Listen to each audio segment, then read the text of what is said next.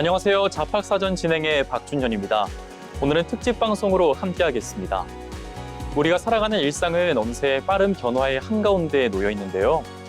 일하는 환경은 물론이고 생활 속에서 필요한 정보들도 이전과는 다른 모습으로 바뀌고 있습니다. 특히 최근에는 기술과 소비 흐름, 산업의 변화까지 맞물리면서 직업의 형태와 직장 문화 역시 새로운 방향으로 움직이고 있는데요.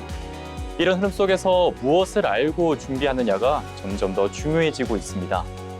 오늘 잡학사전에서는 우리의 삶 가까이에서 일어나고 있는 변화들을 알기 쉽고 깊이 있게 풀어보겠습니다. 먼저 첫 번째 코너 잡토크 시간인데요. 빠르게 달라지는 사회의 분위기 속에서 직업의 모습과 일하는 환경도 함께 변하고 있습니다. 이번 시간에는 새로운 흐름 속에서 주목받는 직업 이야기부터 변화하는 일터의 모습까지 함께 살펴보겠습니다.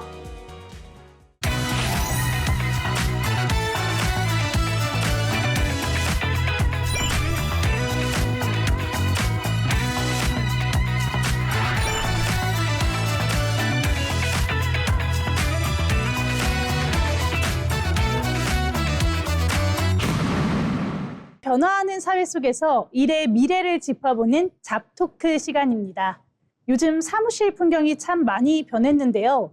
예전에는 텅 빈 모니터를 보면서 기획안이나 보고서의 구성을 고민했다면 이제는 인공지능 창을 띄워두고 일하는 분들을 흔히 볼 수 있습니다. 기획안의 뼈대를 잡아주는 이 순식간에 잡아주는 기술은 마치 퇴근 시간을 앞당겨주는 치트키 같은 존재가 되었는데요. 하지만 이런 것들에 죄책감을 느끼는 분들도 많습니다. 클릭 몇 번으로 완성된 기획안을 보고하면서 과연 이것을 내 온전한 실력이라고 당당하게 말해도 될까? 이런 찜찜함이 남는 건데요. 이 인공지능이 만든 결과물, 시대를 앞서가는 실력일까요? 아니면 꼼수일까요? 나윤 아나운서, 이 부분에 대해서 어떻게 보시나요? 네, 저는 인공지능을 능숙하게 다루는 것 자체가 이 시대가 요구하는 훌륭한 실력이라고 평가하는데요.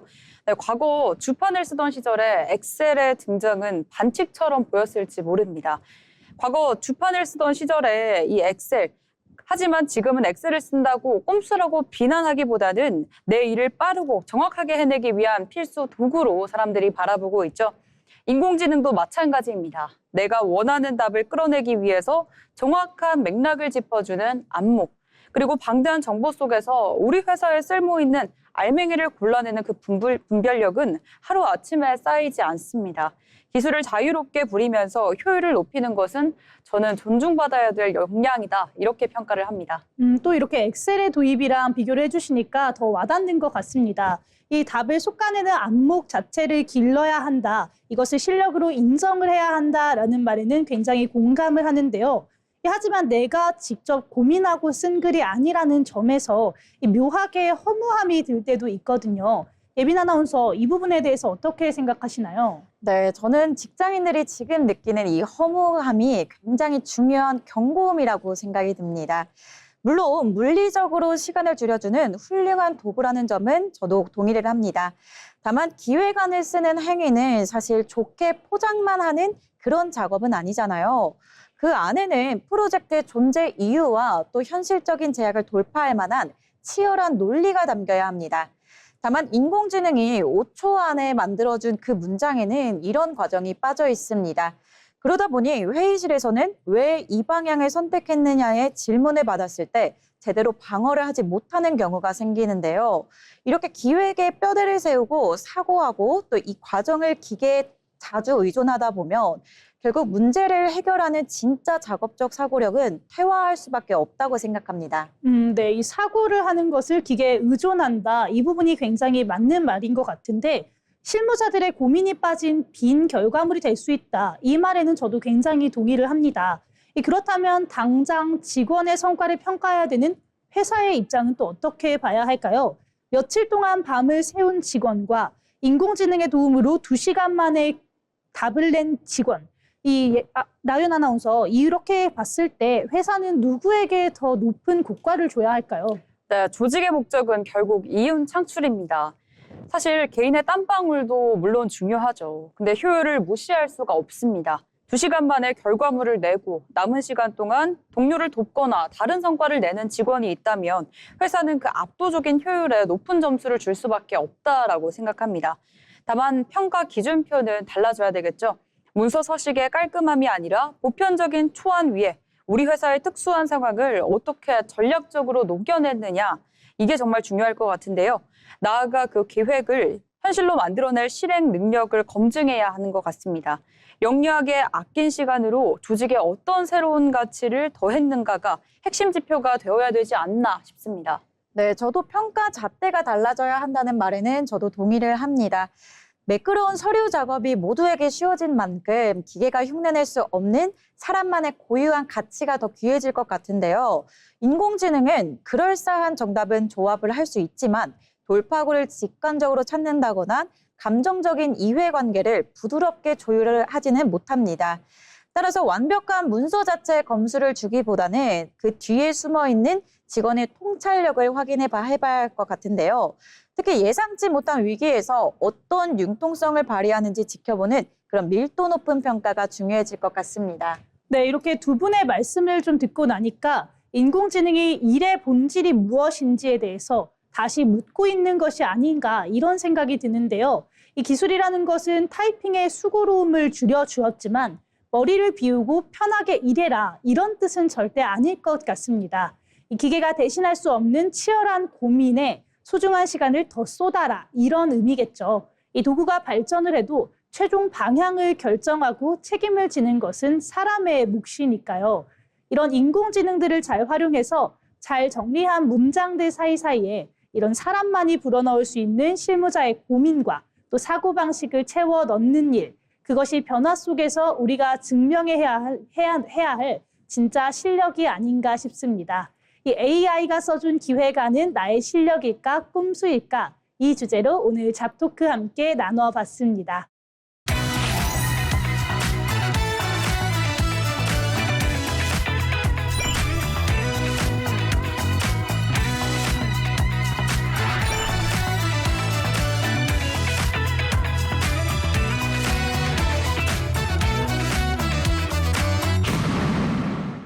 이번 시간은 변화하는 사회 속 우리의 일하는 방식을 함께 이야기해보는 잡토크 시간입니다.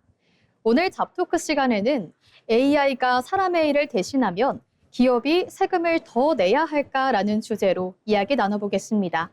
최근 AI와 로봇 기술이 빠르게 발전하면서 사람의 일자리를 대신하는 사례가 점점 늘어나고 있죠. 한쪽에서는 AI로 얻은 이익을 사회와 함께 나눠야 한다며 AI세 로봇의 도입과 로봇의 도입이 필요하다고 주장하고 있고, 다른 한쪽에서는 과도한 세금은 산업 혁신을 위축시킬 수도 있다는 반론이 나오고 있습니다. 오늘 박서정, 조승희 아나운서와 함께 이 뜨거운 쟁점 이야기 나눠보겠습니다. 먼저 박서정 아나운서, AI세 도입 필요하다고 보시나요? 네, 저는 어느 정도 필요하다고 봅니다.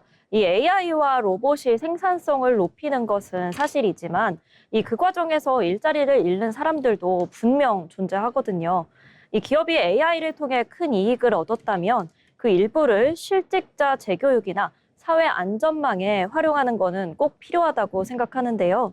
이 기술 발전의 혜택이 특정 기업에만 집중되어서는 안 된다는 거죠. 저는 조금 생각이 다릅니다. AI 산업은 아직 성장 단계인데 세금 부담부터 커지면 기업들의 투자 의지가 꺾일 수 있거든요. 특히 글로벌 경쟁이 치열한 상황에서 국내 기업들만 추가 규제를 받게 되면 경쟁력이 약화될 가능성도 있습니다. 결국 기술 발전 속도를 늦추는 결과로 이어질 수 있다는 거죠. 네, 박서정 아나운서는 사회적 책임이 필요하다는 입장이고, 또 조승희 아나운서께서는 산업 경쟁력 약화를 우려하고 계신데요. 그럼 서정 아나운서, AI가 새로운 일자리를 만든다는 의견도 있는 것 같은데요. 네, 맞습니다. 실제로 새로운 AI 관련 직업들이 속속들이 생겨나고 있습니다.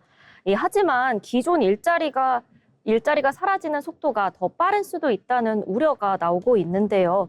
특히 중장년층 노동자 입장에서는 새로운 기술에 적응하는 과정 자체가 부담일 수 있습니다. 그런데 새로운 기술이 등장할 때마다 이런 걱정은 늘 반복돼 있습니다. 산업혁명 때도 비슷한 우려가 있었지만 결국 새로운 산업과 직업은 생겨났거든요. AI도 인간의 일을 완전히 없애기보다는 사람의 역할을 바꾸는 방향으로 갈 가능성이 크다고 생각합니다. 그래서 중요한 건 세금보다 교육과 적응 아닐까요? 네, 물론 교육도 중요합니다. 그런데 재교육과 사회 안전망을 활용하려면 결국 재원이 필요한데요. 그래서 AI세 논의도 기업을 압박하는 개념이라기보다는 기술 발전 과정에서 발생하는 사회적 비용을 함께 나누는 개념이라고 생각합니다. 네, 그럼 마지막으로 두 아나운서께 물어보고 싶은데요. 그럼 AI 시대에 가장 중요한 건 결국 무엇이라고 생각하시나요? 저는 결국 사람이 경쟁력이라고 생각합니다. 기술은 계속 발전하겠지만 창의성과 공감 능력처럼 인간만이 할 수 있는 영역은 여전히 중요하거든요. 결국 AI를 두려워하기보다 AI를 잘 활용하는 사람이 살아남는 시대가 되지 않을까 싶습니다. 네, 저는 기술과 사회의 융합이 중요하다고 생각하는데요. 기술 발전 자체를 막을 수는 없지만 그 과정에서 누군가 완전히 소외되지 않도록 돕는 장치가 꼭 필요하다고 보거든요. 그래야 AI 기술도 사회적 갈등 없이 안정적으로 자리 잡을 수 있다고 생각합니다. 네, 두 분 말씀 잘 들었습니다. 한쪽은 기술 발전에 따른 사회적 책임이 필요하다고 이야기했고, 또 다른 한쪽은 과도한 규제가 혁신을 위축시킬 수도 있다고 강조하셨는데요. 사실 두 의견 모두 결국은 기술과 사람이 어떻게 함께 공존할 것인가에 대한 고민으로 이어지는 것 같습니다. AI 시대가 더 가까워진 지금 중요한 건 기술 발전의 혜택을 우리 사회가 어떻게 함께 나눌 것인가 아닐까 싶습니다. 오늘 잡토크에서는 AI가 사람의 일을 대신하면 기업이 세금을 더 내야 할까라는 주제로 이야기 나눠봤습니다. 기술과 사람이 함께 성장하는 미래를 기대해 보겠습니다.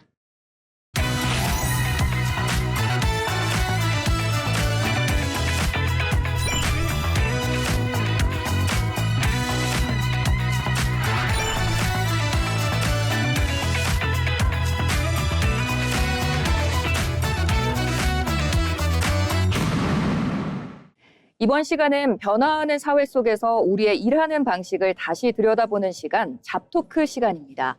오늘 잡토크 시간에는 나이의 벽이 허물어지는 일터, 아름다운 양보인가, 당당한 현역인가라는 주제로 이야기 나눠보겠습니다.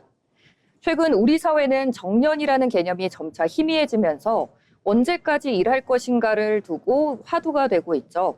한쪽에서는 후배들을 위해 길을 열어주는 미덕을 말하고 다른 쪽에서는 실력만 있다면 나이는 숫자에 불과하다고 맞서고 있습니다.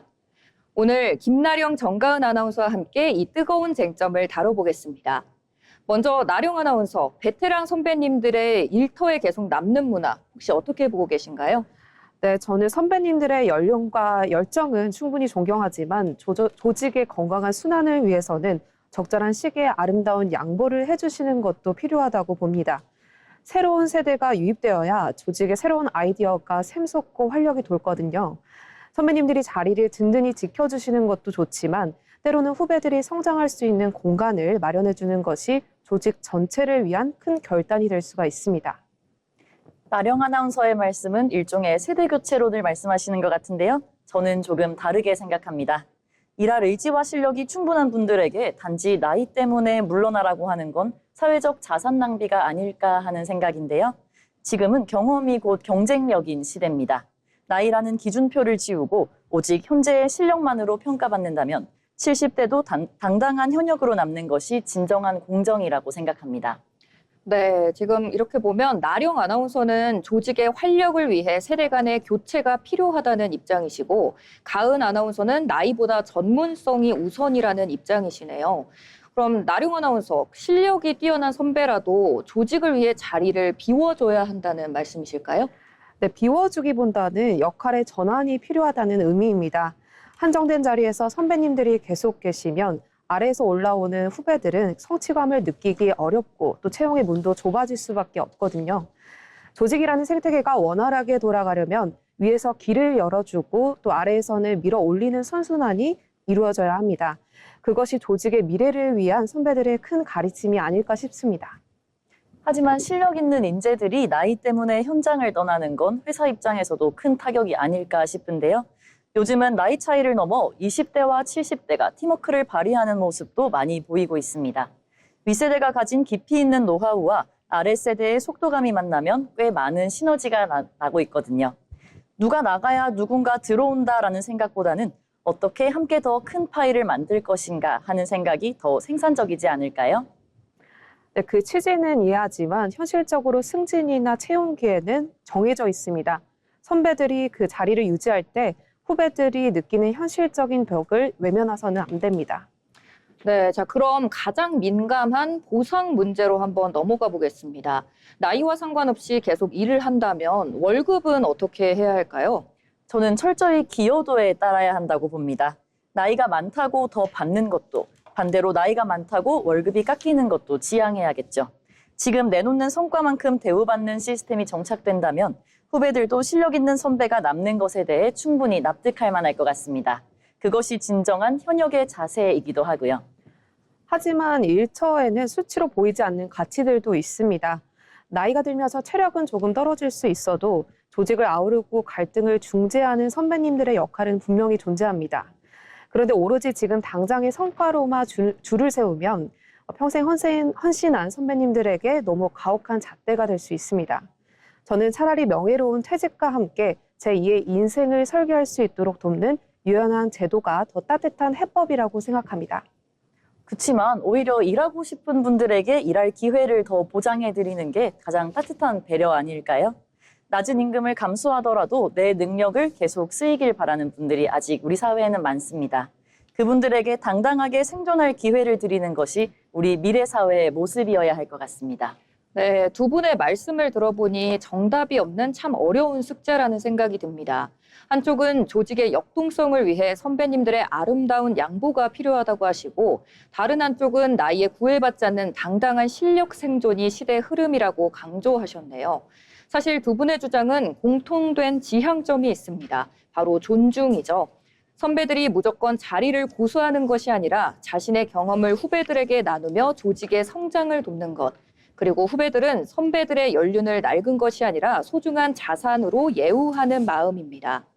결국 남느냐 떠나느냐의 문제보다 중요한 건 어떤 위치에서든 자신의 가치를 증명하고 서로의 역할을 인정해주는 성숙한 일터 문화를 만드는 것이 아닐까 싶습니다.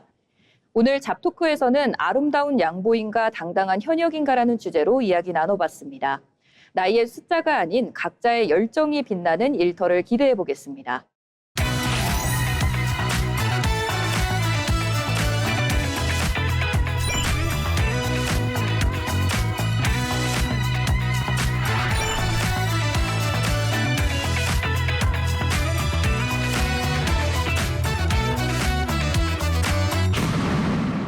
잡토크, 일의 미래에 대해서 이야기 나눠보겠습니다.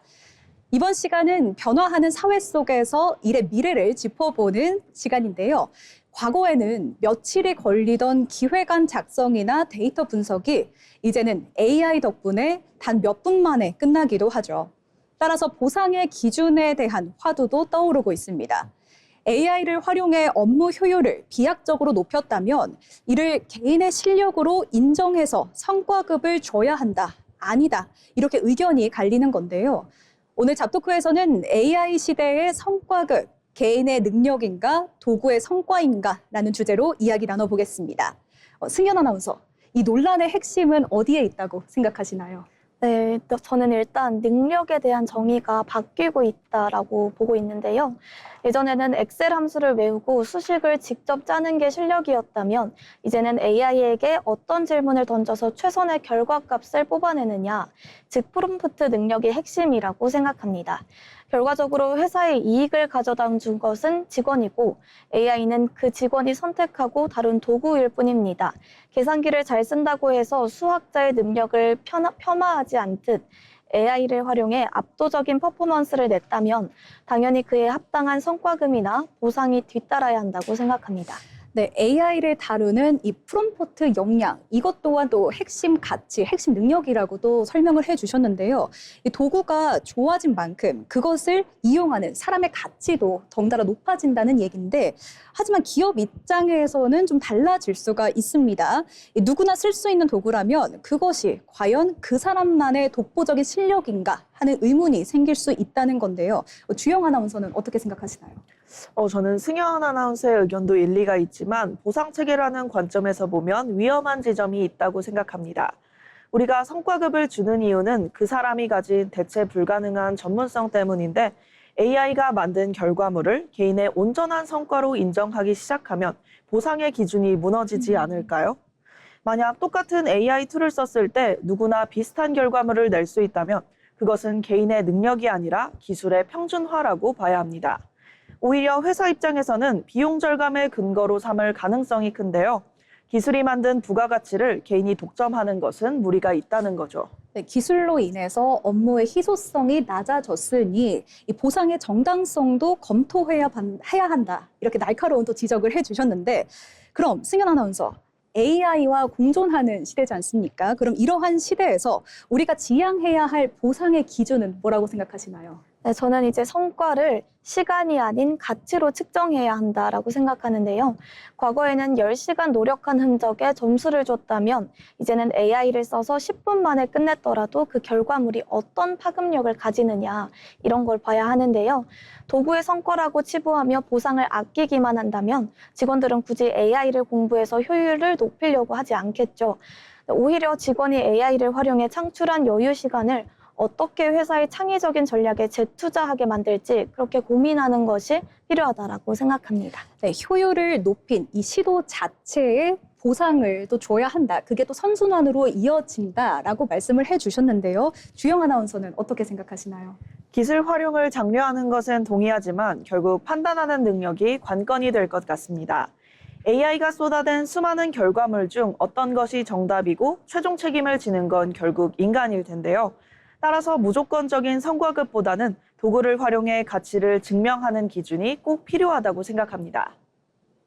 네, 지금까지 AI 시대의 성과급, 개인의 능력인가 도구의 성과인가에 대해 이야기 나눠봤는데요. 이 AI라는 강력한 엔진을 장착한 시대에서 결국 중요한 건 그 도구를 활용해 세상에 유익한 가치를 만들어내려는 우리의 책임감과 태도일 겁니다. AI와 공존하는 시대, 여러분은 어떻게 생각하시나요? 지금까지 잡토크였습니다.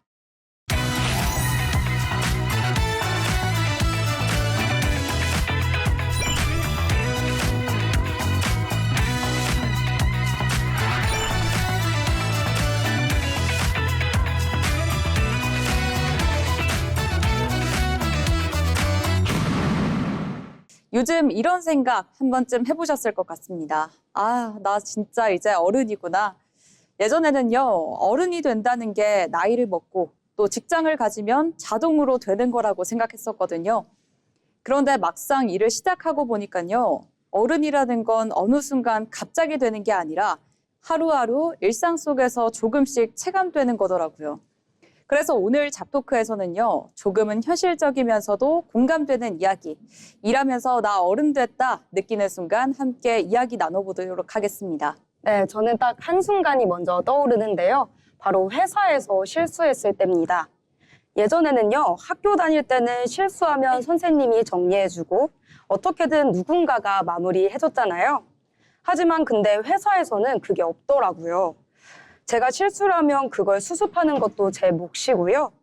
보고를 해야 할지, 누구한테 먼저 말해야 할지, 어떻게 해결해야 할지가 전부 제가 판단해야 하는 상황이 어렵더라고요. 그때 딱 느꼈습니다. 아, 내가 진짜 어른이구나.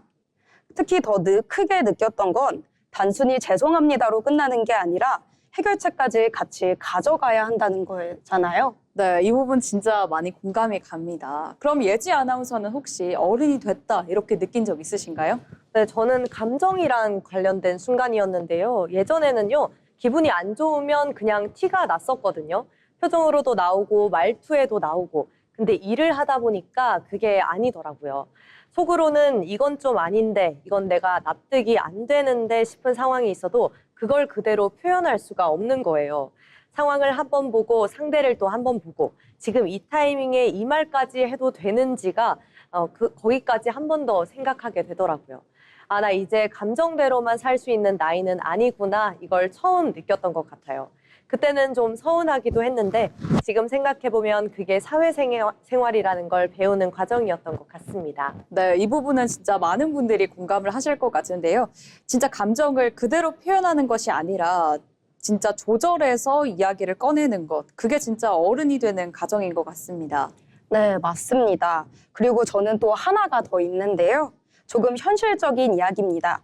월급을 받을 때보다 카드값이 나갈 때인데요. 월급은요, 솔직히 기분이 너무 좋아요. 아, 내가 돈을 벌고 있구나.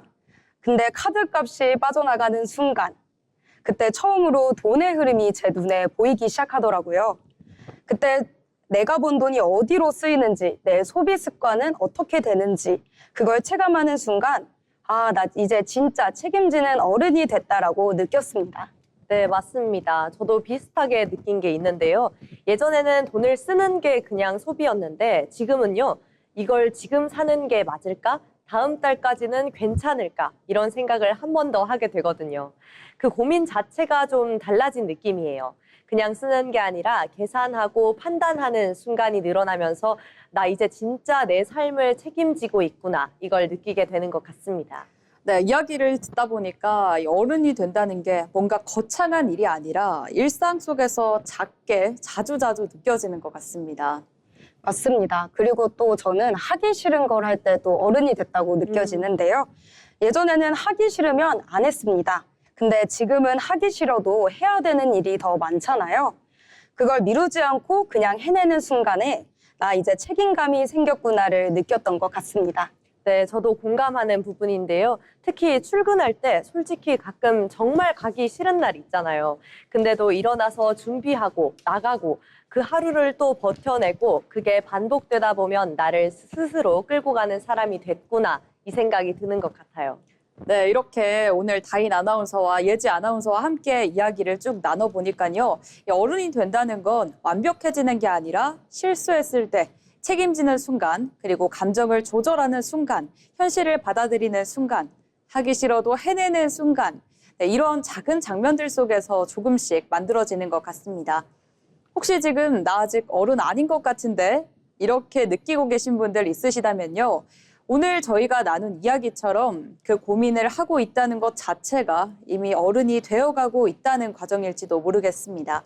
하루를 버텨내고 있다는 것, 그게 바로 어른이라는 증거 아닐까요? 지금까지 잡토크였습니다.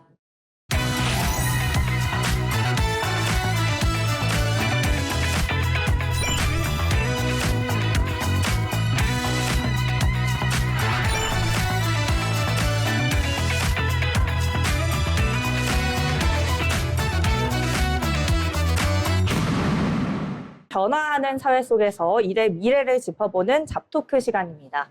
기술이 인간을 더 자유롭게 만들 것이다. 이런 기대가 항상 있어 왔습니다.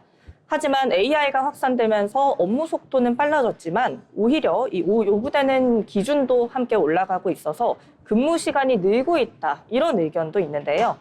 오늘은 AI 기술이 과연 우리를 노동으로부터 해방시켜 줄지 아니면 더 많은 시간을 할애하게 하는지에 대해서 이야기 나눠보겠습니다.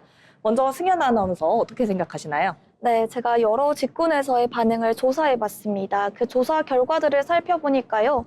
예전에는 일을 끝낸다라는 개념이 있었는데 지금은 계속 이어지는 느낌이라는 의견이 많았습니다. 기술이 발전하면 중간중간 숨 쉴 틈이 생겨야 하는데 지금은 그 틈이 사라지고 오히려 더 많은 일을 해야 되겠다라는 구조로 변했다는 겁니다. 사실 저도 AI를 일할 때 많이 사용을 하는데 효율 부분에서는 확실히 좀 효과가 있더라고요. 이렇게 효율이 올라갔는데도 왜 더 바빠진 건가요? 네, 효율이 올라가면 일이 줄어야 하는데 그렇지가 않습니다. 그 이유는 간단한데요. 효율이 올라간 만큼 기대치도 같이 올라가기 때문입니다. 예전에는 3개를 하던 일을 이제는 10개 하라고 요구받게 된 셈이죠. 여기에 비교가 더해지는데요. AI를 잘 쓰는 사람이 훨씬 빠르게 결과를 내니까 그 속도가 기준이 됩니다. 결국 조직 전체가 그 속도를 따라가야 하는 상황이 된 거죠.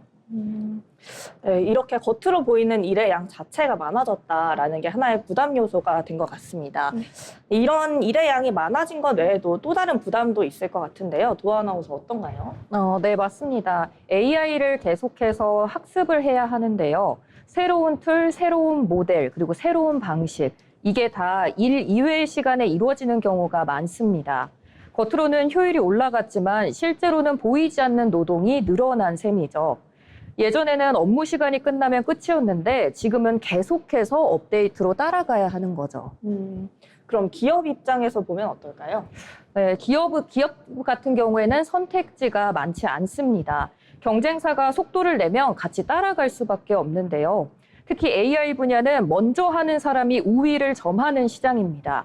그래서 누군가 멈추면 손해를 보기 때문에 아무도 속도를 늦출 수가 없는 상황입니다.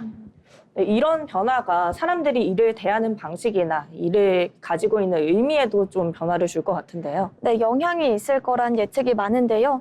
예전에는 일을 통해 성취감을 느꼈다면 지금은 속도에 쫓기는 느낌이 더 큽니다. 그래서 일 자체의 만족도가 떨어질 수가 있는데요. 또 일이 점점 소모적인 것처럼 느껴질 수 있다고도 봅니다. 계속 생산해야 하지만 그 결과가 금방 사라지는 환경이거든요. 이게 반복되면 일에 대한 의미 자체가 약해질 수 있을 것 같습니다. 그렇다면 앞으로 AI 기술은 어떤 방향으로 나아가야 할까요? 네, 기술은 결국 효율을 위해 존재하고 효율은 인간의 부담을 줄이는 방향으로 정착되어야 합니다. 그래서 저는 방향보다 속도가 더 중요하다고 생각하는데요. 기술이 좋은 방향으로 가더라도 그 과정을 사람들이 버티지 못한다면 의미가 없기 때문입니다. 네, 오늘 내용을 한번 정리를 해보면 AI가 발달하면서 일의 속도도 높아지고 기준 또한 올라갔다라는 건데요. 그 과정에서 보이지 않는 노동과 경쟁에 대한 압박이 늘어나고 있습니다. 이 변화가 결국 균형을 찾으려면 기술의 방향과 더불어서 이 속도를 어떻게 감당할 것인지에 대한 고민이 점점 더 중요해질 것 같습니다.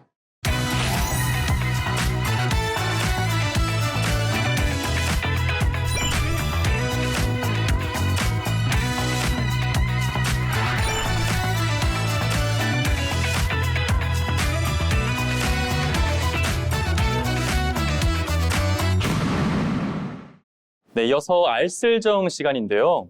일상생활에서 알고 있으면 도움이 되지만 놓치기 쉬운 정보들도 참 많은데요. 이번 시간에는 생활 속에서 바로 활용할 수 있는 실용적인 정보와 또 알아두면 유용한 이야기들을 전해드리겠습니다. 함께 보시죠. 알아두면 쓸데있는 정보 알쓸정 시간입니다. 요즘 자취하시는 분들이라면 월세 내는 날 가장 부담되는 날 중 하루실 텐데요. 매달 빠져나가는 고정 지출이다 보니 아껴도 한계가 있다고 느끼시는 분들 많으실 겁니다. 그런데 이 월세를 나라에서 일부 지원해주는 제도가 있습니다. 오늘 알쓸정에서는 청년 월세 지원 제도에 대해 자세히 알려드리겠습니다. 이 제도는 일정 조건을 충족하는 청년에게 최대 12개월 동안 매달 월세를 지원해주는 정책입니다. 한 달에 최대 20만 원까지 받을 수 있는데요. 1년으로 계산하면 최대 240만 원까지 받을 수 있습니다. 그렇다면 가장 궁금한 건 나는 받을 수 있을까 하는 부분이실 텐데요. 기본적으로 만 19세에서 34세 사이의 청년이면서 부모와 따로 거주하고 있는 무주택자라면 신청 대상이 되십니다. 물론 본인과 가구의 소득 기준도 꼼꼼히 따져봐야 하는데요. 개인의 소득뿐만 아니라 가구 소득 기준도 함께 보기 때문에 정확한 기준은 꼭 조회를 통해 확인하시는 게 좋습니다. 여기서 중요한 포인트가 하나 더 있습니다. 조건이 애매하면 그냥 포기하곤 하는데요. 이 제도는 생각보다 경계선에 있는 분들도 충분히 대상이 되는 경우가 많습니다. 그러니 꼭 기준을 조회해 보시는 것을 추천드립니다. 그렇다면 신청은 어떻게 해야 할까요? 가장 간단한 방법은 정부24 또는 복지로를 이용하는 겁니다. 먼저 해당 사이트나 앱에 접속하신 뒤 검색창에 청년 월세 지원을 입력하시면 신청 페이지로 바로 이동할 수 있습니다. 그리고 본인 인증 후 소득과 거주 정보를 입력하면 되는데요. 절차 자체는 생각보다 복잡하지 않습니다. 또 한 가지 팁을 드리자면 신청 전에 정부24에 있는 보조금 24 서비스를 활용해 보시는 것도 좋습니다. 이 기능은 내 상황에 맞는 지원금을 자동으로 찾아주는 서비스인데요. 혹시 월세 지원 외에도 추가로 받을 수 있는 혜택이 있는지 함께 확인하실 수 있습니다. 그리고 신청 이후에는 심사를 거쳐 대상 여부가 결정되고 선정이 되면 매달 지원금이 지급됩니다. 매달 돌아오는 월세날이 무겁게 느껴지셨다면 이제는 나라가 주는 이 혜택을 든든한 지원금으로 삼아보시는 건 어떨까요? 청년들의 홀로서기가 외롭지 않도록 마련된 제도인 만큼 대상이 된다면 놓치지 말고 누려보시길 바랍니다. 지금까지 알면 쓸데있는 정보 알쓸정이었습니다.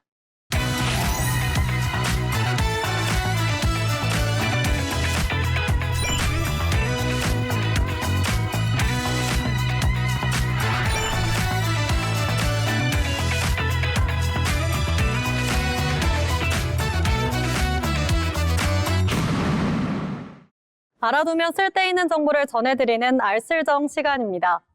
요즘 미세먼지나 교통운전 문제로 다시 한번 언급되고 있는 제도가 있습니다. 바로 차량 오부제인데요. 차량 오부제는 자동차 번호판의 끝자리 숫자에 따라 요일별로 차량 운행을 제한하는 제도입니다. 예를 들어 월요일에는 끝자리가 1과 6인 차량, 화요일에는 2가 7인 차량처럼 특정 숫자에 해당하는 차량은 운행이 제한됩니다. 이를 통해 도로 위의 차량 수를 줄이고 교통 혼잡 완화와 대기 오염 감소를 동시에 유도하는 것이 이 제도의 핵심 목적입니다. 최근 시행 배경을 보면 이번 조치는 자원안보 위기 경계 단계 발령에 따라 추진된 것으로 에너지 수급이 불안전한 상황에서 사용량을 줄이기 위한 대응 조치라고 볼 수 있습니다. 이 제도는 1990년대 후반부터 2000년대 초반까지 에너지 절약과 교통량 분산을 위해 비교적 활발히 시행됐지만 이후 참여율과 효과 문제로 점차 축소되면서 일상에서는 거의 사라지고 있습니다. 그런데 최근 다시 시행되면서 혼란을 겪는 분들도 많으실 텐데요. 정부가 2026년 3월 25일부터 공공부문을 중심으로 차량 오부제를 의무 시행했고 이후 조치가 강화되면서 4월 8일부터는 공공기관 주차장에도 적용되기 시작했습니다. 이로 인해 주차가 안 된다거나 출입이 제한되는 상황이 실제로 발생하고 있는 겁니다. 다만 모든 차량이 동일하게 제한되는 건 아닙니다. 장애인 차량이나 임산부 유아 동승 차량, 그리고 전기차, 수소차 같은 친환경 차량 등은 예외적으로 운영이 허용되고 있습니다. 하지만 여기서 한 가지 의문이 생깁니다. 이 제도는 단순히 불편하기만 한 걸까요? 많은 분들은 차량 오부제를 개인의 이동을 제한하는 규제로만 인식하고 있는데요. 실제 목적은 전체 교통량을 조절해 도시의 흐름을 개선하는 데 있습니다. 도로는 한정된 공간이기 때문에 차량이 많아질수록 정체는 심해지고 우리는 이동하는 시간보다 정체 속에서 기다리는 시간을 더 많이 소비하게 됩니다. 차량 수를 일정 비율로 줄이면 도로 밀도가 낮아지고 결과적으로는 전체 이동 속도가 개선됩니다. 이는 개인의 일부 불편을 감소하고 사회 전체의 효율을 높이기 위한 장치라고도 볼 수 있습니다. 또한 우리가 간과하기 쉬운 요소는 시간입니다. 차량을 사용하면 편리할 것 같지만 교통체증이 심한 상황에서는 오히려 더 많은 시간을 소비하게 되는데요. 반면 대중교통은 다소 불편하더라도 비교적 예측 가능한 시간 안에 이동할 수 있다는 장점이 있습니다. 결국 이동수단 선택은 단순한 편리함의 문제가 아니라 시간을 어떻게 사용할 것인지에 대한 판단이기도 합니다. 차량 오부제는 이러한 선택의 기준을 다시 생각하게 만드는 계기가 됩니다. 여기에 더해 환경적인 측면도 중요합니다. 차량 운행이 줄어들면 배기가스 배출이 감소하고 이는 곧 미세먼지 저감으로 이어집니다. 이 효과는 단기간에 체감하기는 어렵겠지만 장기적으로는 시민의 건강과 도시 환경에 직접적인 영향을 미칠 겁니다. 따라서 차량 오부제는 단순한 교통 통제가 아니라 보다 쾌적한 환경을 만들기 위한 정책적 수단이라고 볼 수 있습니다. 지금처럼 제도가 다시 시행되고 있는 시기에는 무엇보다 자신의 차량 번호에 따른 운행 가능 여부를 미리 확인하고 공공기관이나 주차장 이용 시 제한 사항을 사전에 확인하는 것이 중요합니다. 다소 불편함이 따를 수는 있겠지만 이러한 참여가 교통 혼잡을 줄이고 대기 환경을 개선하는 데 기여한다는 점도 함께 생각해 볼 수 있을 것 같습니다. 지금까지 알쓸정 시간이었습니다.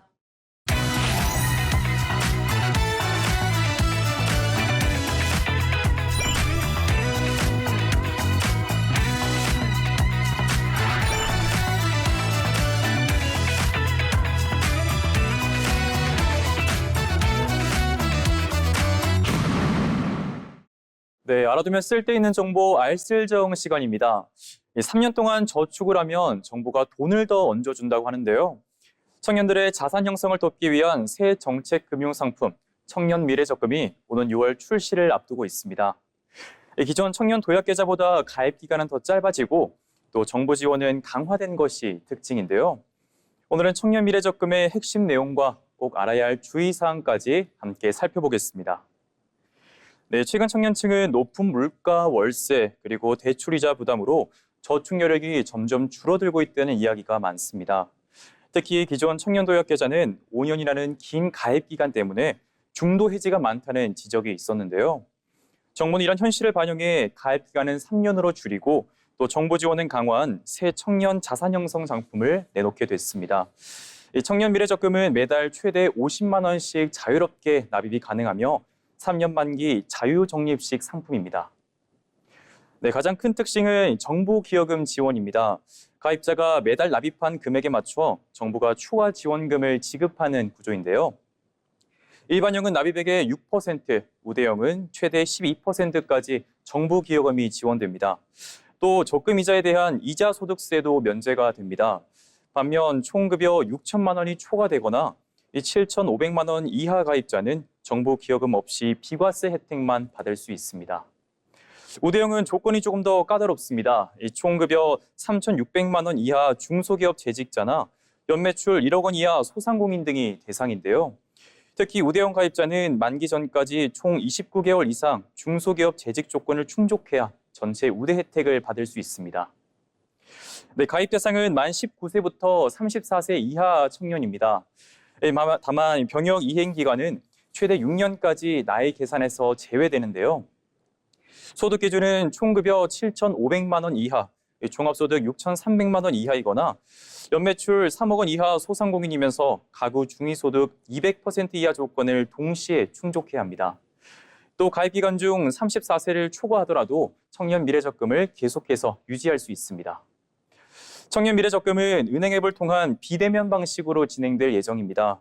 행정안전부와 국세청 등의 전산 연계를 통해 별도의 세로 제출 없이 자격 심사가 진행될 예정인데요. 현재 금융당국은 참여 금융기관을 심사 중이며 최종 취급 기간은 5월 중에 확정되고요. 첫 가입은 2026년 6월 시작될 예정입니다. 이후에는 연 2회 6월과 12월에 신규 가입자를 모집할 계획이고요. 청년 도약 계좌 가입자는 첫 가입 기간에 한해 청년 미래 적금으로 갈아타기가 가능합니다. 다만 두 상품의 중복 가입은 허용되지 않는다는 점 참고해 주시면 되겠습니다. 네, 이렇게 중도 해지 시에는 정부 기여금과 세제 혜택이 제한될 수 있습니다. 다만 사망이나 질병, 폐업 같은 불가피한 사유가 인정되면 혜택을 유지한 채 특별 중도 해지가 가능합니다. 또 금융소득 종합과세 대상자는 가입이 제한될 수 있고 또 일부 유흥 사행성 업종 종사자는 우대형 가입 대상에서 제외될 수 있습니다. 정부는 청년 미래 적금을 청년들의 자산 형성과 경제적 자립을 지원하는 대표 정책 금융 상품으로 키우겠다는 계획인데요. 특히 청년들이 주거와 결혼, 창업 준비를 위한 초기 자산을 마련할 수 있도록 지원하겠다는 목표를 내세우고 있습니다. 높아진 물가 속에서 청년들에게 가장 필요한 건 단순한 소비 지원보다 미래를 준비할 수 있는 시작 자금입니다. 청년 미래 적금이 실질적인 도움으로 이어질 수 있을지 함께 지켜봐야겠습니다. 지금까지 알아두면 쓸데있는 정보 알쓸정이었습니다.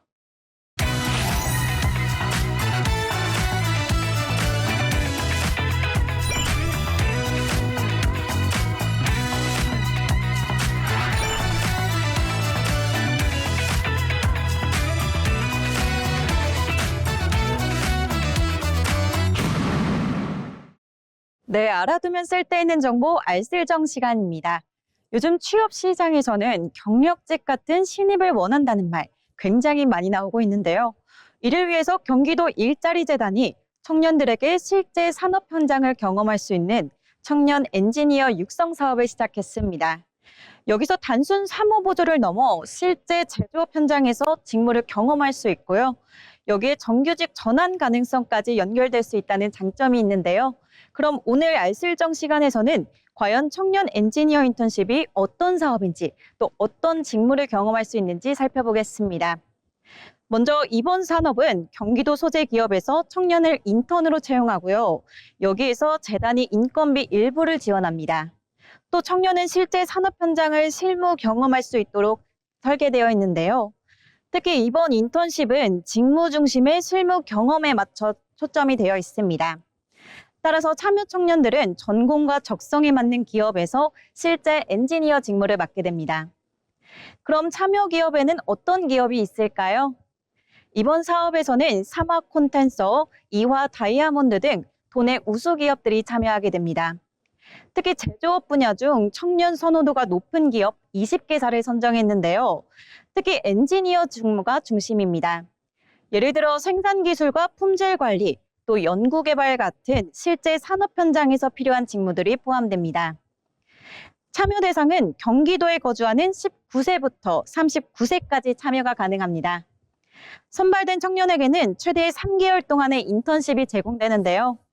근무기간은 2026년 6월부터 8월까지 예정되어 있고요. 주 40시간 기준으로 운영됩니다. 여기에 직장 내 멘토링도 함께 제공되는데요. 실제 담당자와 함께 업무를 수행하면서 현장 적응이나 직무 이해도를 높일 수 있도록 지원됩니다.